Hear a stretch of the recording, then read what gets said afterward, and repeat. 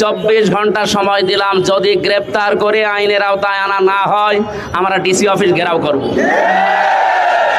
আপনাদেরকে সাবধান করছি, এই কুষ্টিয়াতে কোনো সন্ত্রাসী কর্মকাণ্ড চলতে দেওয়া হবে না ইনশাআল্লাহ।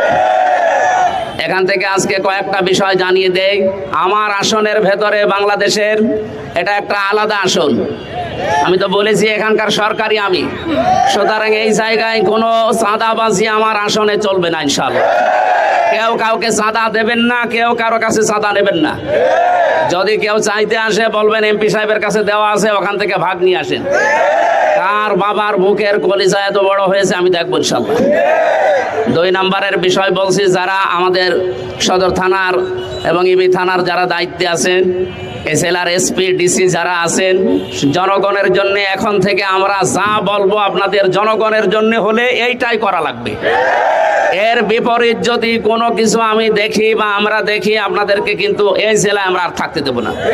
কারণ এই জেলা আমাদের জেলা, আমাদের প্রাণপ্রিয় জেলা। এই জেলাকে আমরা যেভাবে সুন্দর এবং স্বচ্ছভাবে গড়তে চাই, আপনাদের সাহায্য নিয়ে আমরা আশা করব আপনারা সাহায্য করবেন। বন্ধুরা, মুফতি আমির হামজা হুজুর এবার কিন্তু কঠোর থেকে কঠোর পদক্ষেপে নেমেছে।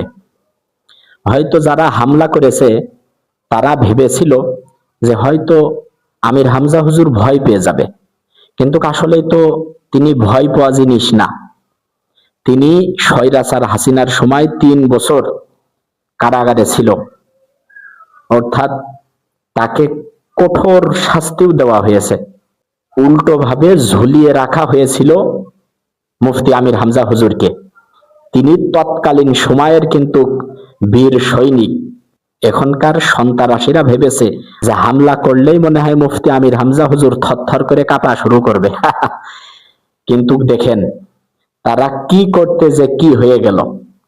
ঠিক হাসিনার সময় সেইটাই হয়েছে, কুটানা মেধা। তো এইভাবে করতে করতে ডাইরেক্ট 1 দফা। এরা যেটা ভেবেছিল আসলে সেইটা হয়নি। মুফতি আমির হামজা হুজুর এবার শুধু সন্ত্রাসীদের নয়, বরংস ওসিদেরকেও তারা ঘুরপাকে ফেলে দিয়েছে। ডাইরেক্ট বলে দিয়েছে 24 ঘন্টার ভিতরে ধরা লাগবে, তা না হলে আমরা থানা ঘেরাও করব। এমনকি এটাও বলেছে শেষে, আমাদের কথাই জনগণের স্বার্থে ওসিদেরকে চলা লাগবে, যদি তারা না চলে আমরা কিন্তু এখান থেকে বহিষ্কার করব বা পাল্টিয়ে দেব। তাহলে বোঝা গেল আমির হামজা হুজুরকে মুটের ভিতরে আনতে গিয়ে তারা এখন বেপাকে পড়ে গেছে। তো বন্ধুরা, ভিডিওটি শেয়ার করবেন আর নতুন নতুন তথ্য পেতে পেজটি ফলো করবেন। ধন্যবাদ।